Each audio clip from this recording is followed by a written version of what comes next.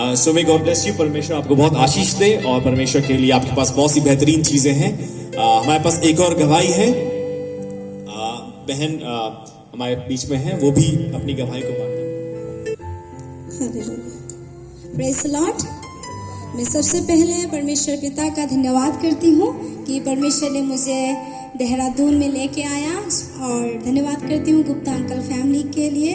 उनके द्वारा प्रभु ने आज मुझे इस सभा में अपनी गवाही को बांटने के लिए मौका दिया। मेरी हिंदी इतनी अच्छी नहीं है, बट मैं बताना चाहती हूँ I am basically belongs to Andhra Pradesh, Visakhapatnam. लेकिन मेरे अब्बा लोग जो है असम में रहते हैं, मेरे पापा टीचर हैं। मैंने कैसे यीशु मसीह को अपनी जीवन दिया, और उसको ही मैं आपके बीच में बहुत छोटी सी समय के अनुसार बताऊंगी। और धन्यवाद पास्टर जी का कि आप लोगों ने बहुमूल्य समय मुझे दिया, ये उनका अनुग्रह है। मेरा नाम है नवाब मोहसिना बेगम, और मैं एक सुन्नी फैमिली से बिलोंग्स करती हूँ। मेरे अब्बा जान का नाम है नवाब सैफुद्दीन अहमद, और बचपन से ही मैं बहुत ही स्ट्रॉन्ग फेथ मुसलमान फैमिली में बड़ी हुई हूँ। मैं बचपन से ही क्या कहते हैं कि मसीहों से बहुत नफरत करती थी। मैं ये सोचती थी कि मसीह वाले जो है पैसे देकर लोगों को मसीह बनाते हैं, और मैं ऐसे मसीहों से भी मिली थी जो क्या कहते हैं कि वो लोग मारपीट करने वाले और बहुत सारे ऐसे चीज़ें। तो मैं उन्हें देख के सोचती थी कि इनके जो ख्रिस्ट हैं, मसीह है, इनके जैसे होंगे। तो कभी भी अगर मेरे गांव में कोई पास्टर्स और उनके परिवार आते हैं, तो मैं और मेरे ग्रुप जाके बोलते थे पास्टर की वाइफ को इधर को नहीं आना, इधर आएगा तो बहुत पिटाई मिलेगा, आप लोग यहाँ मसीह बनाने आते हो। तो वो कहते नहीं बेटा, हम तो लोगों के लिए, बीमारी के लिए प्रार्थना करने आते हैं। तो मैंने कहा चलो, तो हॉस्पिटल बंद हो गए क्या, डॉक्टर सारे मर गए, आप लोग आए यहाँ पर लोगों को चंगाई देने के लिए?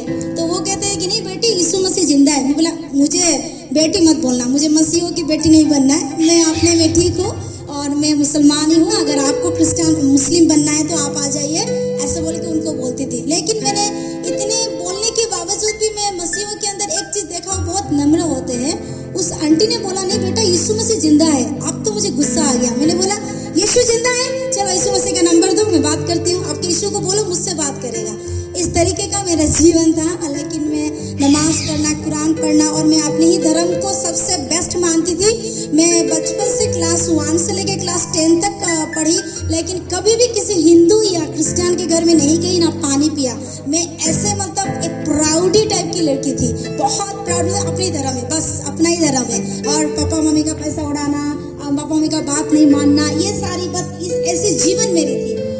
और एक दिन ऐसा हुआ, जब मैं क्लास 10 में थी, तो मेरे पापा और मेरे चाचा का झगड़ा हो रहा था, क्योंकि मेरे पापा के पास बहुत जमीनें थी, मेरे दादाजी के पास बहुत जमीनें थी।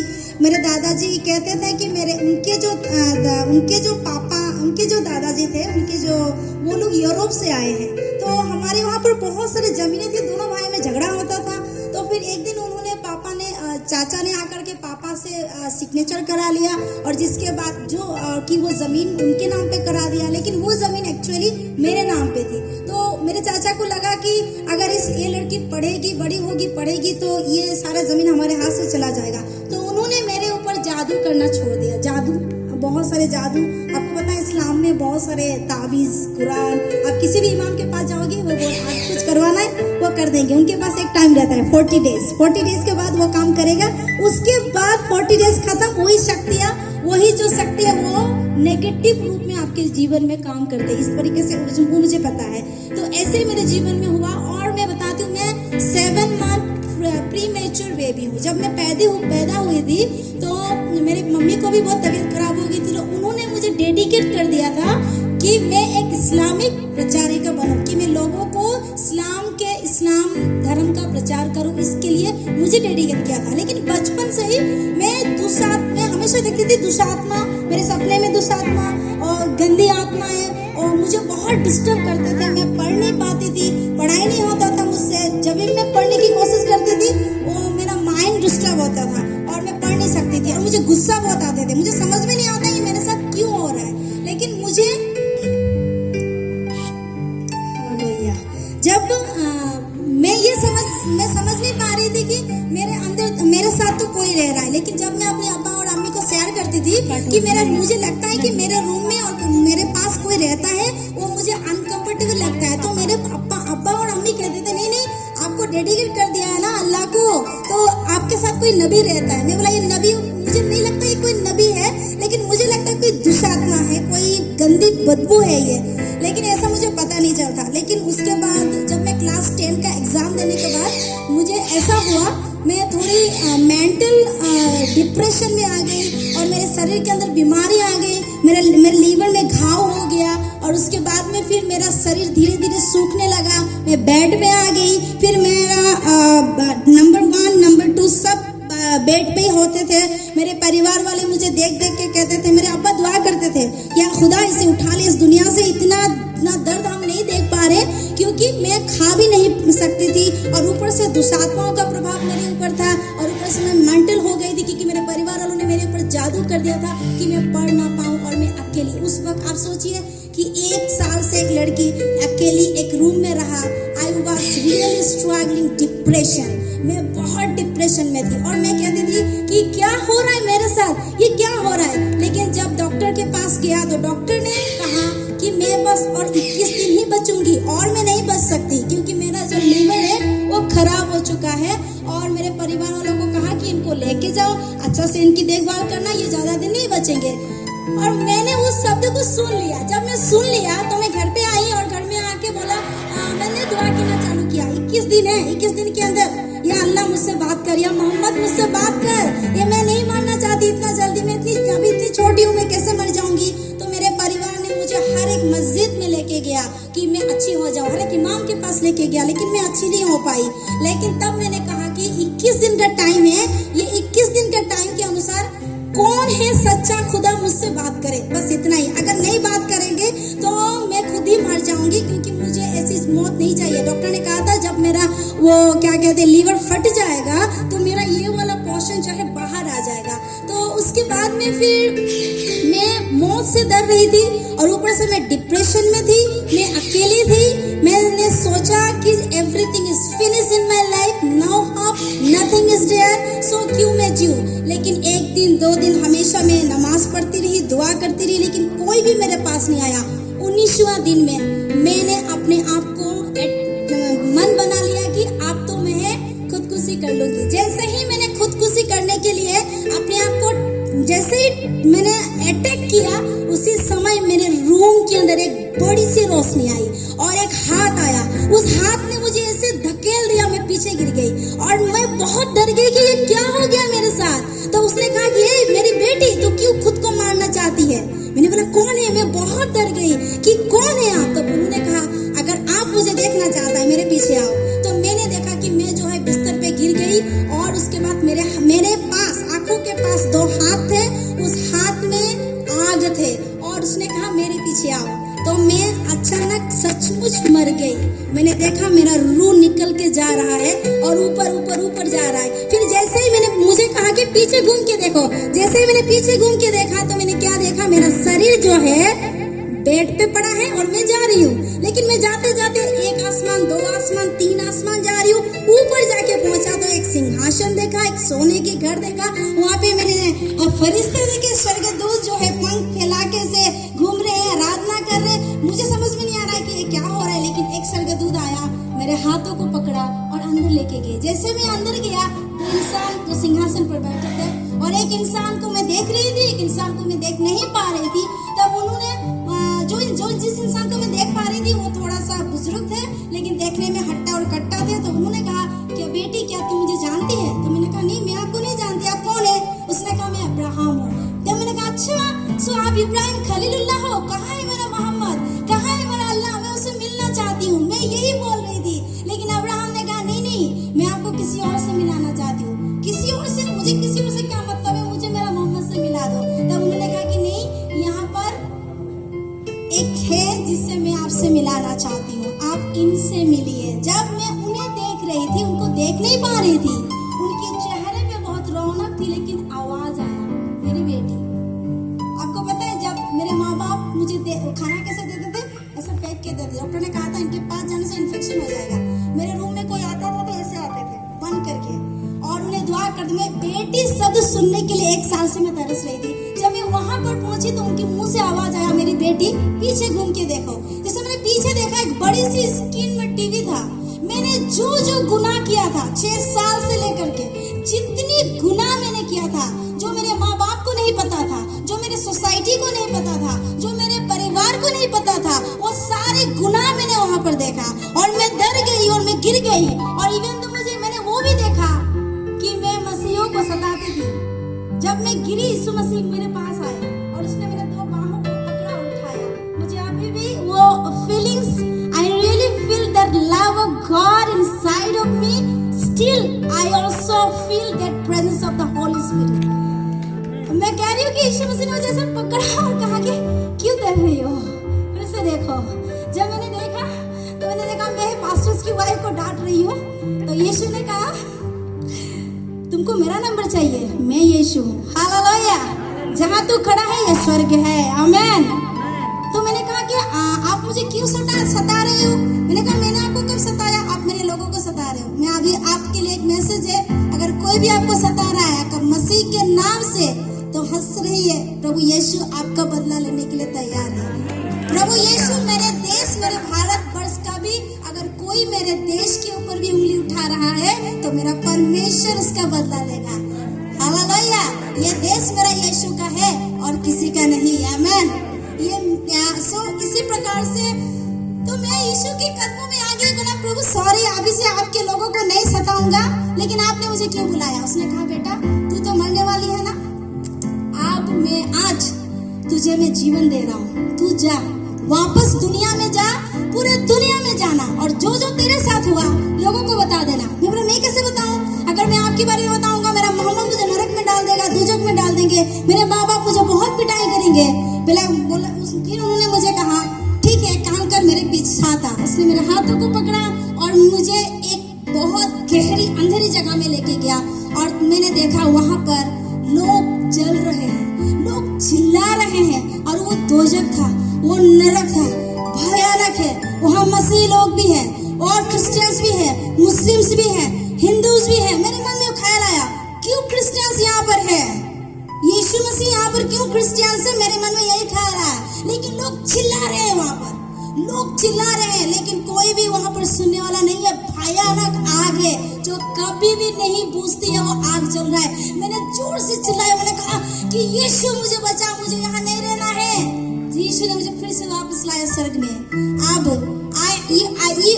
फिर यीशु मसीह ने कहा okay you can choose, if you believe me you can come here, if you not believe me you can go there only. आप कहाँ जाना चाहते हैं? आप चूज कीजिए, आप कहाँ जाना है? मैंने कहा नहीं मुझे इधर ही आना है, मुझे वहाँ नहीं जाना है। हालेलुया।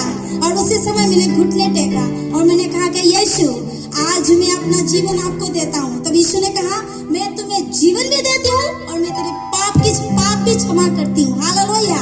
जो पाप तूने किए हैं मैं क्षमा करती हूँ और जो गुनाह तूने किए मैं माफ करती हूँ। और जा, अब से तेरी नहीं मेरी जिंदगी जी, तू मर चुकी है। हालेलुया। तू खत्म, आज से मैं जो तुझे जीवन दे रही हूँ ये मेरे लिए ही है।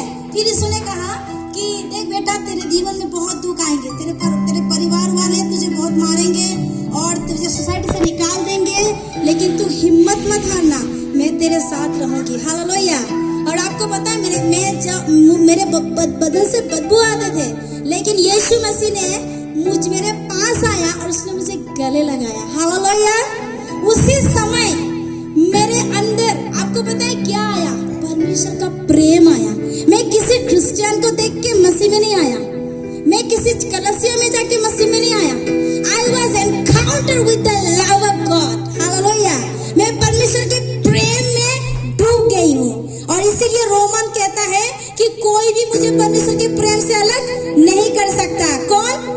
ना गरीबी, ना बीमारी, ना बदनामी, ना कोई भी परिस्थिति। No circumstances can stop me to go to the love of God. Hallelujah. आज जो भी परिस्थिति मेरे जीवन में, आपको बताना चाहती हूँ जब मैं स्वर्ग से वापस आया, अब जब मैं स्वर्ग में थी मैंने देखा स्वर्गदूत मेरे पास आए, उसने मेरे गंदे कपड़े को जलाया और मुझे एक कपड़े दिए और जिस कपड़े में यीशु मसीह ने मुझे कपड़े दिए और उसके बाद उस कपड़े को पहनी और कहा ये मेरी प्रोटेक्शन है, तू मत डरना, जिधर भी तू खड़ी होगी तू बस बोलना, मैं वहाँ पे काम करूंगी, तू मेरी जुबान है। हालेलुया। मैंने बोला कि बच्चे की तरह, एक बच्चे की नहीं, मैंने यीशु को ग्रहण किया और यीशु को अपना जीवन दिया। और जब मेरी आत्मा वापस मेरे अंदर आई, मैंने प्रार्थना करना चालू किया और यीशु ने बोला था तू जाना और जा करके मेरी गवाही बांटना। और मैं सुबह उठ कर अपने अब्बा के पास, परिवार के पास आई। यीशु ने मुझे चंगा कर दिया है, मैं स्वर्ग गई हूँ, आप लोग नरक मत जाओ, ये मोहम्मद वहाँ पे कोई नहीं रहता है, स्वर्ग में यीशु मसीह रहता है। तब मेरे पापा बोले तू पागल हो गया है, ये सब मत बोलना। मुझे 90 दिन प्रार्थना करने के लिए और यीशु मसीह का नाम लेने के कारण मुझे मारा गया और मुझे गुंडे छोड़े गए मुझे मारने के लिए, लेकिन परमेश्वर ने मुझे बचाया। हालेलुया। मैं किसी चर्च को जानती थी, ना मेरे हाथ में कोई बाइबल था, ना मैं किसी भी मसीह लोगों को जानती थी। मेरे पास एक ही चीज था, दर्शन। हालेलुया। मैं बच्चे की नहीं, बस यीशु को विश्वास किया। और 90 दिन के बाद जब मेरे परिवार वालों ने मुझे मारने के लिए कोशिश किया, सोसाइटी ने आके मेरे अब्बा को बोला तू तेरी बेटी का साथ देगी या सोसाइटी चाहिए? पापा ने बोला मुझे सोसाइटी चाहिए, बेटी नहीं चाहिए। और उसी सुबह अब्राहम फिर से मेरे सपने में आया, कहा तेरे कुरान को खोल, उसमें 100 रुपीज है, वो ले ले और ये घर ये लोग छोड़ और यहाँ से निकल, दूसरे शहर जा और जाकर मेरी यीशु मसीह की गवाही बांट। और मैंने जैसे सुबह उठी सच में कुरान खोली, उसमें 100 रुपीज था। एक ही कपड़े में घर से बाहर निकली, रेलवे स्टेशन पे मैं 21 दिन तक सोई और मैं गवाही बांटती गई। और एक अंकल मुझे मिले और उन्होंने मुझे एक आश्रम में लेके गया। उस अनाथ आश्रम में मैं रही और जब भी मैं लोगों को देखती थी मेरे अंदर ये ख्याल आता था ये नरक ना चला जाए, मुझे इनको यीशु के बारे में बताना है, मेरा काम है यीशु के बारे में बताना। मैं पागल हूँ कि नहीं, होटलों में, प्लेनों में, इवन तो फ्लाइट में सफर करने से मेरा पड़ोसी अगर हिंदू भी होगा मैं उसको यीशु मसीह के बारे में बताती हूँ, ये मेरा काम है। हालेलुया। और यीशु मसीह ने मुझे जीवन दिया, उसकी अनुग्रह से मैं जीवित हूँ। ना मेरे पास पैसे थे लेकिन मेरे पास चंगाई नहीं थे, मेरे पास दुनिया की रोम रलिया सब कुछ थे लेकिन मेरे पास शांति नहीं था। लेकिन जिस दिन परमेश्वर के प्रेम से मेरी मुलाकात हो गई, ये सब कुछ मेरे लिए बेकार है। हालेलुया। आज मैंने परमेश्वर से दिल लगा लिया है, कोई भी मुझे उसके प्यार से अलग नहीं कर सकता। सो ये है। और उसके बाद परमेश्वर ने मुझे अनुग्रह किया, उस अनुग्रह के कारण मैं पवित्र आत्मा से भर चुकी थी, लेकिन वचन का ज्ञान बिल्कुल नहीं था। वचन क्या है, बाइबल क्या है, मुझे पता नहीं था। एक अंकल ने बोला बेटा आप एक जगह जाओगी, मैं बोला ठीक है। फिर मुझे उन्होंने बाइबल कॉलेज भेजा। जब मैं वहाँ पे बाइबल कॉलेज गई, मेरे पास पैसे नहीं था, एक ही कपड़े थे। लोग मुझे गंदी नजर से देखते थे, अरे इसका तो कपड़े अच्छे नहीं है, ये कैसे आ रही है। लेकिन मेरे पास गवाही था, लेकिन कुछ नहीं था। लोग मुझे नफरत भी करते थे जहाँ जहाँ मैं जाती थी। इवन तो बहुत सारे मसीह लोग भी जो मुझे नफरत भी करते थे, लेकिन मैं उसे प्यार करती थी क्योंकि मैंने नफरत करना नहीं सीखा, मैंने प्यार करना सीखा। कोई मुझे नफरत करे तो भी मैं प्यार करना सीख गई हूँ क्योंकि मसीह ने मुझे सिखा दिया। हालेलुया। और उसके बाद जब मैं बाइबल कॉलेज गई तो परमेश्वर ने मुझ पर अनुग्रह किया, मुझे वचन की शिक्षा दी और फिर मेरी शादी हुई। और आज मैं आंध्र प्रदेश में हम दोनों पति पत्नी सेवा कर रहे हैं और विथ हम दोनों पढ़ाई भी कर रहे हैं थियोलॉजी। सो प्लीज हमारे लिए दुआ कीजिए कि हम अच्छे से हम प्रार्थना करना चाहते हैं और हम वचन को अच्छे से पढ़ना चाहते हैं, क्योंकि जब हम वचन की सेवा यीशु मसीह के सुसमाचार को प्रचार करें, हमें वचन के ज्ञान होना जरूरी है। अगर हमको कल आके लोग बोलेंगे आप क्या जानते हो वचन के बारे में, अगर हमें वचन नहीं पता है तो मैं कैसे बोलूंगी। हालेलुया। तो मैं बताना ये चाहती हूँ कि यीशु मसीह ने मुझे जीवन दिया है और वो जीवन जो मैंने पाया है वो बहुतायत का है। मैं अकेले बच गई, लेकिन आज मेरे देश का क्या होगा, मेरे देश में वो जो लोग हैं, मेरे गांव, उसका क्या होगा। प्रभु ने बोला तू बच गई। प्रभु ने एस्टर को कहा, मर्दकाई ने एस्टर को कहा, ए एस्टर तू अभी चुपचाप पड़ी है, लेकिन तेरा देश का, तेरे लोगों का क्या होगा। तू अभी नहीं खड़ी होगी तो परमेश्वर अलग को खड़ा करेगा। उसी प्रकार से मैं जब प्रभु में आने के बाद बहुत स्ट्रगल उठाया, मैं प्रार्थना करती थी प्रभु मुझे कब घर दोगी, प्रभु मुझे कब तुम शांति दोगी। एक दिन पवित्र आत्मा ने बोला तू तो मर चुकी है, तू खुद के लिए क्यों चिंता कर रही है। देखना तेरे देश की परिस्थिति, देखना तेरे गवर्नमेंट लोग, देखने उन लोग के ऊपर कितनी जिम्मेदारियां हैं, कौन खड़ा होगा प्रार्थना करने के लिए। तू घुटने टेक तो परमेश्वर तेरे मंत्रियों को ज्ञान देगा। तू प्रार्थना कर, तेरे कलसिया में रिवाइवल आएगा। तू प्रार्थना कर। आज जब हम घुटने टेकेंगे तो हमारे देश नंबर 1 पे आएगा। हालेलुया।